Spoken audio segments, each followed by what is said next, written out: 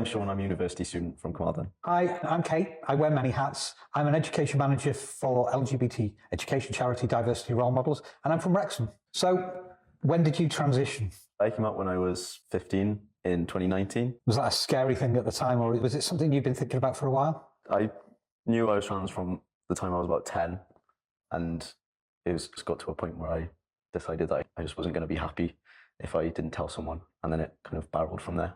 When did you transition?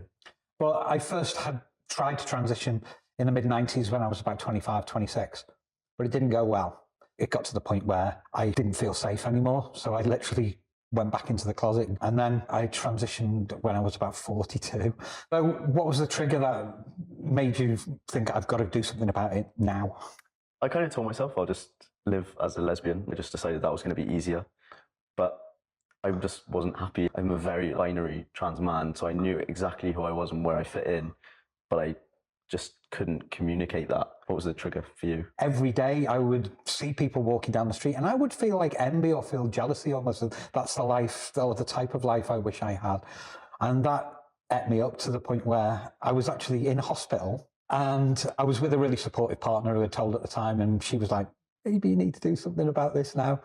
Where did you find your support? Who was around you? I think I was the first person to transition in my secondary school, a Catholic school, so I didn't think many people felt very safe to do that. My parents were supportive and they did their best, but they were obviously going through their own struggle. I found support from like Umbrella Cymru and things like that. It was just, I'm Sean. It was that support that was just like, this is normal, that made me feel so safe and comfortable through transition. And I think it's why I feel so confident in my transness now. How did you feel generally going about day-to-day life at the moment, the way things are right now? I go about my life and I'll tell people that I'm trans because my soul, I know that it isn't an issue. It's not my problem. It's someone else's problem. And I was in a job for 17 years where I didn't come out because I heard that casual homophobia and transphobia in the workplace. So confidence is, being able to build confidence is really key, huge.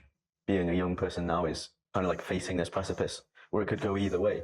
It'll be harder before it gets any better, which is scary. I think a lot of young people find it really, really scary. How do you find the strength and the resilience to like keep facing that? Role models are really important. So I think about, people who've walked those streets before us. If we don't do something or somebody doesn't stand up, then nothing will ever change. So if you had the chance to say one thing to somebody within Welsh Government around trans rights, what would it be? I think I would tell them they need to empathise more and listen, because I just don't think that happens enough. I think we need to make sure we have a lot better guidance around education, guidance that supports young LGBT people and especially around young trans people at the moment in education, and also around healthcare. We need inclusive healthcare for young trans people within Wales.